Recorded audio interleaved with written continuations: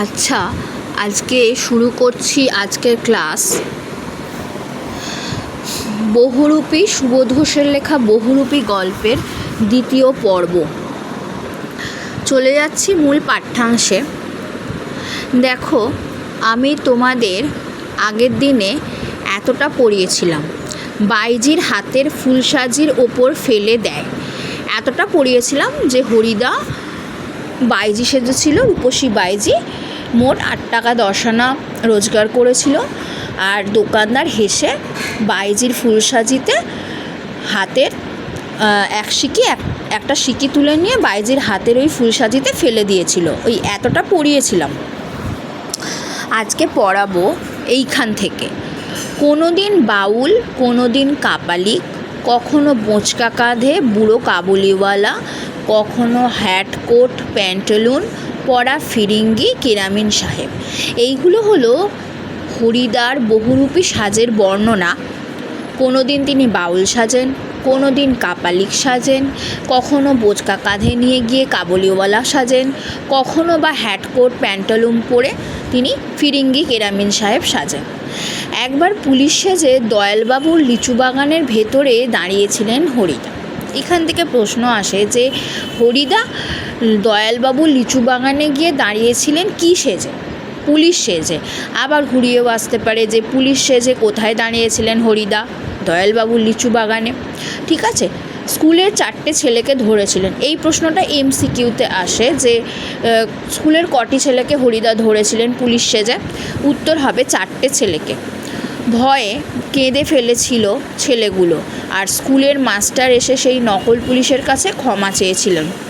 এবারের মতো মাফ করে দিন ওদের। কিন্তু 8 আনা ঘুষ নিয়ে তারপর মাস্টারের অনুরোধ রক্ষা করেছিলেন সেই নকল পুলিশ হরিদা।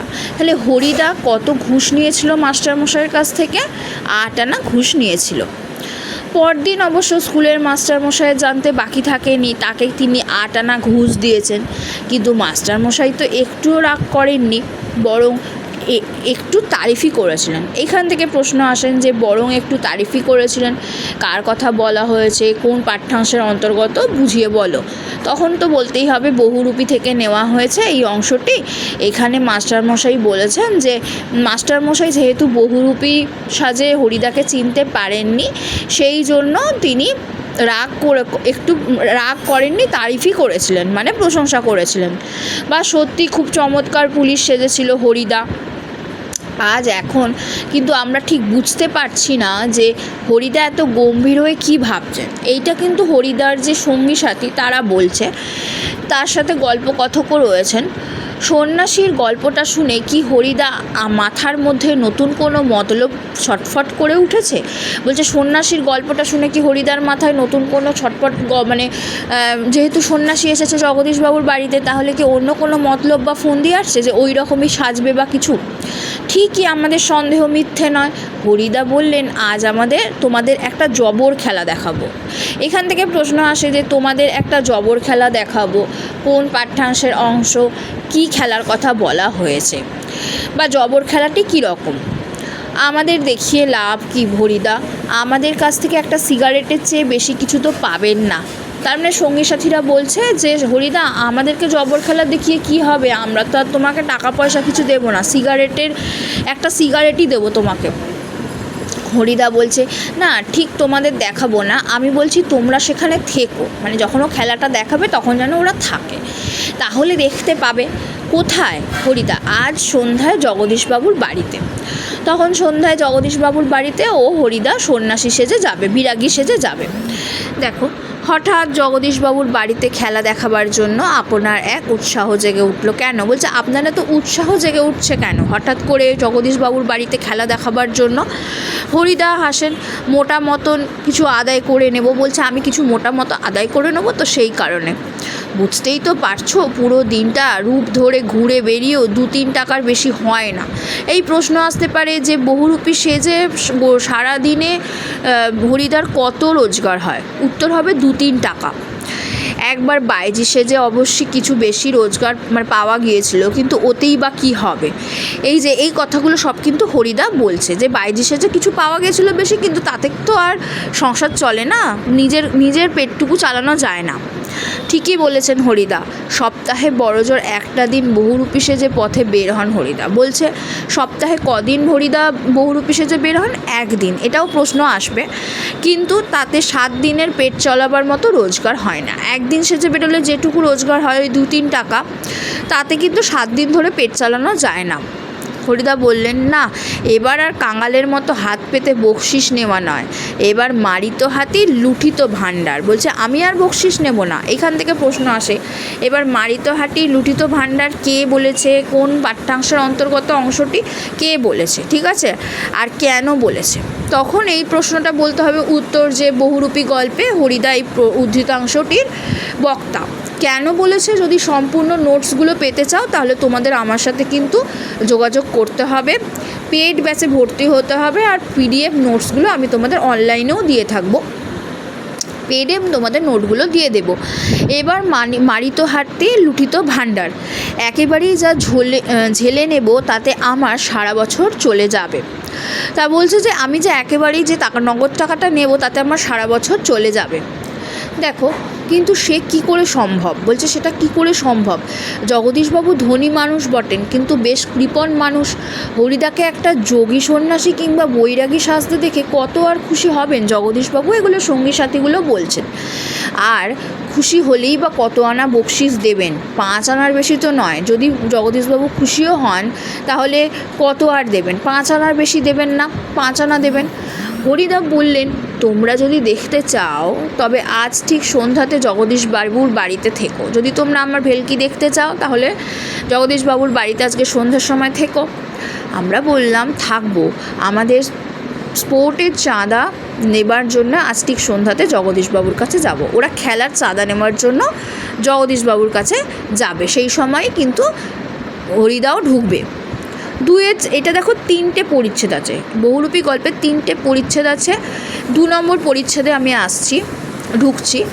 বড় চমৎকার আজকে এই সন্ধ্যার চেহারা, এইটা কিন্তু নেওয়া হচ্ছে বহুরূপী গল্প থেকে।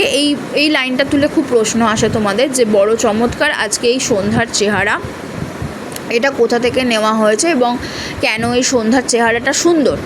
না, আমাদের শহরের গায়ে কতদিন তো চাঁদের আলো পড়েছে, কিন্তু কোনো দিন তো আজকের মতো এমন একটা স্নিগ্ধ ও শান্ত উজ্জ্বলতা কখনো চারিদিকে এমন সুন্দর হয়ে ফুটে ওঠেনি। মানে একটা স্নিগ্ধ শান্ত উজ্জ্বলতা কোনো দিন চারিদিকে চাঁদের আলোয় ফুটে ওঠেনি। সেই জন্যই আর কি চমৎকার লাগছে সন্ধ্যার চেহারাটা। ফুরফুর করে বাতাস বইছে, জগদীশবাবুর বাড়ির বাগানের সব গাছের পাতাও ঝিরঝিরি শব্দ করে কী যেন বলতে চাইছে। জগদীশবাবুর বাড়ির বারান্দাতে মস্ত বড় একটা আলো জ্বলছে। বাড়ির বারান্দায় কোথায় জ্বলছে মস্ত বড় আলো? জগদীশবাবুর বাড়ির বারান্দায়। সেই আলোর কাছে একটা চেয়ারের উপর বসে আছেন জগদীশবাবু। সাদা মাথা, সাদা দাড়ি, সৌম্য শান্ত ও জ্ঞানী মানুষ জগদীশবাবু। দেখো, জগদীশবাবুর বর্ণনা দিল চেহারার। কেমন?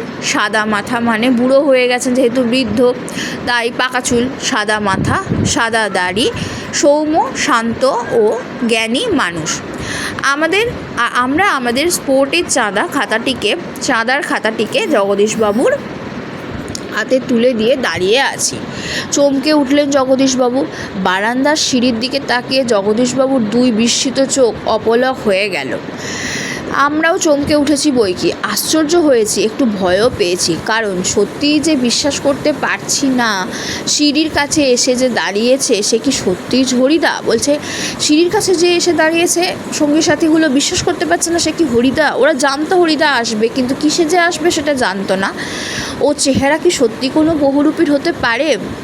জটা জুটোধারী কোনো সন্ন্যাসী নয়, হাতে কমণ্ডলু নেই, চিমটে নেই, মৃগচর্মের আসনও সঙ্গে নেই, গৈরিক সাজও নেই। তাহলে কি নেই? মৃগচর্ম বলতে হরিণের চর্মের কথা বলা হয়েছে। গৈরিক সাজ মানে একটা সন্ন্যাসী সাজবে, সে তো একটা মানে বসনটা তো গৈরিক হবে, মানে গেরুয়া রং হবে, কিন্তু সেটা নেই। আদুর গা, তার উপর একটা ধবধবে সাদা উত্তরীয়। তাহলে কি সাজে এসেছিল, কেমন সাজটা ছিল বহুরূপীর?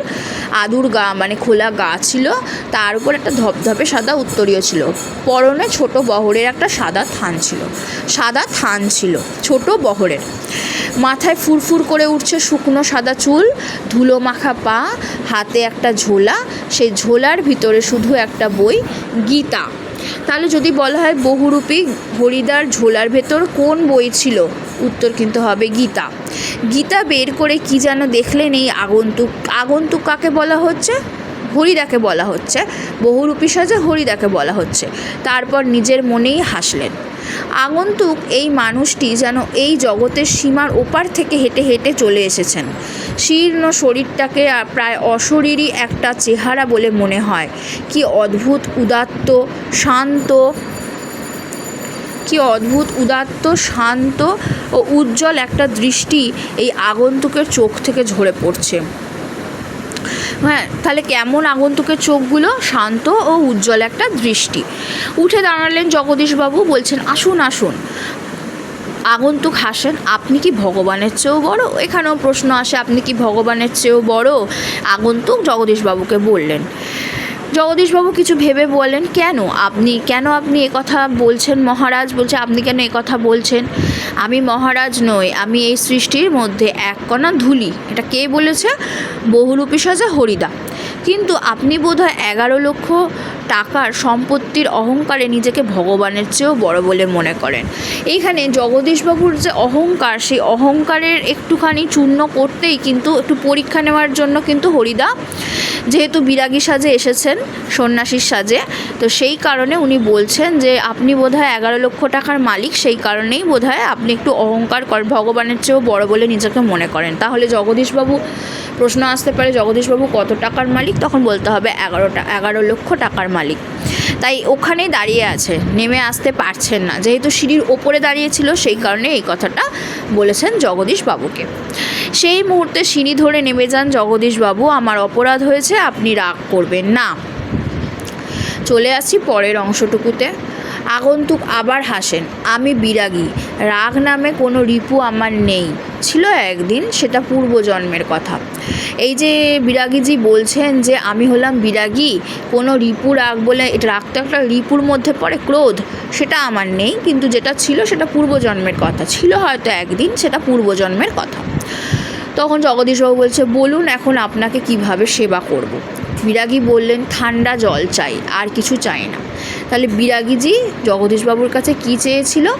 ঠান্ডা জল খেয়ে নিয়ে হাঁপ ছেড়ে বাঁচলো, তাই তো? হাঁপ ছাড়েন বিরাগী। এইদিকে ভবতোষ আমার কানের কাছে ফিসফিস করে, না হরিদা নয়, হতেই পারে না, অসম্ভব, হরিদার গলার স্বর এরকমের নয়। দেখো এখানে দুজনের নাম পাওয়া যাবে, এখানে ভবতোষের নাম পাওয়া গেল, আরেকজন যে সঙ্গী ছিল গল্প কথক, তার কানের কাছে ফিসফিস করে ভবতোষ বলছে যে না, এটা হরিদা হতে পারে না। বিরাগী বললেন যে পরম সুখ কাকে বলে জানেন? সব সুখের বন্ধন থেকে মুক্তি হয়ে যাওয়া। তো পরম সুখ কাকে বলে প্রশ্ন আসতে পারে। আচ্ছা, ভবতোষের কানের কাছে মুখ এগিয়ে দিয়ে অনাদি বলে, শুনছো তো, এসব ভাষা কি হরিদার মুখের ভাষা হতে পারে? তখন অনাদি বলছে যে শুনছো তো, এসব ভাষা কি হরিদার মুখের ভাষা হতে পারে? তখন জগদীশবাবু বলছেন, ততক্ষণে সিঁড়ির ওপরে উঠে বসে পড়েছেন। বোধ হয় বিরাগীর পা স্পর্শ করার জন্যে তার হাত দুটো ছটফট করতে শুরু করেছে। কার? বিরাগীর পা স্পর্শ করার জন্য। জগদীশবাবু বলেন, আমার এখানে কয়েকটা দিন একটু থাকুন বিরাগীজি, আপনার কাছে এটা আমার প্রাণের অনুরোধ। এইখান থেকেও দেখো এই লাইন তুলে প্রশ্ন আসে যে এটা আমার প্রাণের অনুরোধ, কাকে এই কথা বলেছে। 2 হাত জোর করে বিরাগীর মুখের দিকে তাকিয়ে থাকেন জগদীশবাবু। বিরাগী হাসেন, বাইরে খোলা আকাশ থাকতে আর ধরিত্রীর মাটিতে স্থান থাকতে আমি এক বিরাগীর দালান বাড়ির এক বিষয়ীর দালান বাড়ির ঘরে থাকবো কেন বলতে পারেন? এটা কিন্তু বিরাগীজি জগদীশবাবুকে বললেন যে বাইরে একটা খোলা আকাশ থাকতে আর ধরিত্রীর মাটিতে স্থান থাকতে, মানে আমি মাটি থাকতে আমি কেন এত বড় একজন বিষয়ীর দালান বাড়িতে থাকবো? বিরাগীজি জগদীশবাবুর গলার স্বরের আবেদন করুণ হয়ে ছলছল করে। অর্থাৎ বিরাগীজি কিছুতেই জগদীশবাবুর বাড়িতে থাকতে চাইছেন না। বলছে আমার এই সমস্ত মোহমায়া নেই, মানে আমার সম্পত্তি বা বাড়িঘর ধরে আমি সুখে আরামে থাকবো এমন মোহমায়া আমার নেই। তখন জগদীশবাবু এই কথাগুলো শুনে বিশ্বাস জিতল জগদীশবাবুর বিরাগী সেজে হরিদা, যে হ্যাঁ ও সত্যি বিরাগী, এটা বিশ্বাস করালো। এবং জগদীশবাবু বিশ্বাস করে বলছে বিরাগীজি আবেদনটা খুব করুণ সুরে হলো। তখন বিরাগী বলছেন না, আপনার এখানে জল খেয়েছি এই যথেষ্ট, পরমাত্মা আপনার কল্যাণ করুন, কিন্তু আপনার এখানে থাকা আমার পক্ষে সম্ভব নয়। বলছে আমি এখানে আপনার জল খেয়েছি, পরমাত্মা আপনার কল্যাণ করুন, কিন্তু আপনার কাছে আমার থাকা আমার পক্ষে সম্ভব নয়। জগদীশবাবু বলছেন যে তবে অন্তত একটু কিছু আজ্ঞা করুন যদি আপনাকে কোনো। তখন বিরাগীজি বলছেন যে না, আমি যার কাছে পড়ে আছি তিনি আপনার চেয়ে কিছু কম নয়, কাজেই আপনার কাছে আমার তো কিছু চাইবার দরকার হয় না। জগদীশবাবু বলছে তবে কিছু উপদেশ শুনিয়ে যান বিরাগীজি, নইলে আমি শান্তি পাবো না। তাহলে জগদীশবাবু বিরাগীজিকে যাওয়ার আগে কিছু উপদেশ শুনিয়ে যেতে বলেছিলেন। বিরাগীজি বললেন ধন জন যৌবন, ঠিক আছে, ধন জন যৌবন এই তিনটে কিছুই নয় জগদীশবাবু, ওসব হলো সুন্দর সুন্দর এক একটি বঞ্চনা, যৌবন। তখন ধন জন যৌবন তিনটে, মন প্রাণের সব আকাঙ্ক্ষা। দেখো তোমাদের এইখান থেকে কিন্তু প্রশ্ন আসবে, ওসব হলো সুন্দর সুন্দর এক একটি বঞ্চনা, কোনগুলোর কথা বলা হয়েছে? অপশান হয়তো দেবে, তাহলে উত্তর হবে ধন জন যৌবন। আকাঙ্ক্ষা নিয়ে শুধু সেই একজনের আপন হতে চেষ্টা করুন, যাকে পেলে এই সৃষ্টির সব ঐশ্বর্য পাওয়া হয়ে যায়। আচ্ছা আমি চলি। জগদীশবাবু বললেন আপনি একটা মিনিট থাকুন বিরাগীজি। সিঁড়ির উপরে অচঞ্চল হয়ে একটা মিনিট দাঁড়িয়ে রইলেন বিরাগীজি। 1 মিনিট দাঁড়িয়েছিলেন। আজকের চাঁদের আলোয় চেয়েও স্নিগ্ধ হয়ে এক জ্যোৎস্না যেন বিরাগীর চোখ থেকে ঝরে পড়ছে। ভবত ফিসফিস করে না এই চোখ কি হরিদার চোখ হতে পারে? অসম্ভব। মানে বিরাগীতে আর কথাবার্তায় হরিদার ভেতরের একটা অন্যরকম ভাবই এখানে প্রতিফলিত হয়েছে, তার চোখগুলো অন্যরকম হয়ে গেছে। সবাই বিশ্বাস করতে পারছে না যে ওটা হরিদা হতে পারে। এই রকম বিরাগী কী করে, এই রকম ছদ্মবেশে বিরাগী সত্যি বিরাগীর মতো কী করে হতে পারে? জগদীশবাবুর হাতে একটা থলির ভিতরে নোটের তারা। বিরাগীর পায়ের কাছে থলিটাকে রেখে দিয়ে ব্যাকুল স্বরে প্রার্থনা করেন জগদীশবাবু, এই প্রণামী, এই সামান্য 101 টাকা গ্রহণ করে আমাকে শান্তি দান করুন বিরাগীজি। তাহলে কত টাকা দিয়েছিল জগদীশবাবু হরিদাকে? 101 টাকা। আপনার তীর্থ ভ্রমণের জন্য এই টাকা দিলাম। কী উদ্দেশ্যে দিয়েছিলেন? তীর্থ ভ্রমণের উদ্দেশ্যে। বিরাগী হাসেন, আমার বুকের ভিতরেই যে সব তীর্থ, ভ্রমণ করে দেখবার তো আর দরকার হয় না। বিরাগীজি আবার এই কথা বলেন যে আমার বুকের ভিতরে সব তীর্থ, ভ্রমণ করবার দরকার হয় না। তখন জগদীশবাবু বললেন আমার অনুরোধ বিরাগীজি। বিরাগী বলেন আমি যেমন অনায়াসে ধুলো মারিয়ে চলে যেতে পারি, তেমনই অনায়াসে কিন্তু সোনাও মারিয়ে চলে যেতে পারি। ধুলো মারানোর সঙ্গে সঙ্গে বিরাগীজি কিন্তু সোনাও মারিয়ে যেতে পারে, মানে টাকা পয়সা উনি চান না। বলতে বলতে সিঁড়ি থেকে নেমে গেলেন বিরাগী। 101 টাকার থলিটা সিঁড়ির উপরেই পড়ে রইল, সেই দিকে ভুলেও একবার তাকালেন না বিরাগী। তার পরের অংশ দেখো, 3 নম্বর পরিচ্ছেদ। কি করছেন হরিদা? কি হলো? কই, আজ যে বলেছিলেন জবর খেলা দেখাবেন, সে কথা কি ভুলেই গেলেন? আজকে সন্ধ্যাটা ঘরে বসেই কাটিয়ে দিলেন কেন? সঙ্গী সাথীরা বলছে প্রত্যেক দিন সন্ধ্যাতে ওরা আড্ডা দিত, আগের পরিচ্ছেদগুলোতে আছে, দেখে নেবে, 1 নম্বর পরিচ্ছেদেই আছে, আমি আগের ক্লাসে পড়িয়েছি। বলতে বলতে আমরা সবাই হরিদার ঘরের ভেতরে ঢুকলাম। হরিদার উনানের আগুনের তখন বেশ গনগন হয়ে উঠেছে। উনানের উপরে হাঁড়িতে চাল ফুটছে। প্রশ্ন আসতেই পারে, উনুনের উপর হাঁড়িতে কি ফুটছে? চাল ফুটছে। এবার আর একটা বিড়ি ধরিয়ে নিয়ে হরিদা চুপ করে বসে আছেন। আমাদের দেখতে পেয়ে লজ্জিতভাবে হাসলেন। কি আশ্চর্য! চমকে ওঠে ভবতোষ। হরিদা, আপনি তাহলে সত্যিই বের হয়েছিলেন, আপনিই বিরাগী? বলছে আপনি তার মানে, ওরা তখনও বিশ্বাস করতে পারেনি যে ওই বিরাগী সত্যি হরিদা। বলছে আপনি তার মানে বিরাগী ছিলেন? হরিদা হাসছেন, হ্যাঁ রে ভাই, ওই তো সেই সাদা উত্তরীয়টা পড়ে আছে মাদুরের ওপর। তাহলে সাদা উত্তরীয়টা কিসের ওপর পড়েছিল? মাদুরের ওপর। আর সেই ঝোলাটা আর সেই গীতা। অনাদি বলে, এটা কি কাণ্ড করলেন হরিদা, জগদীশবাবু তো অত টাকা সাধলেন, অথচ আপনি একেবারে খাঁটি সন্ন্যাসীর মতো সব তুচ্ছ করে সরে পড়লেন। ও খাঁটি সন্ন্যাসীই হয়ে গেছিল। হরিদা, কি করব বল, ইচ্ছেই হলো না। শত হোক। ভবতোষ বলল, কি?